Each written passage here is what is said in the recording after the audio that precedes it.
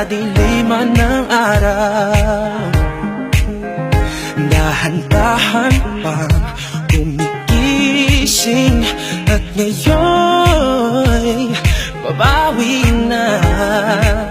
Muntik na nasanay ako sa aking pag-iisa,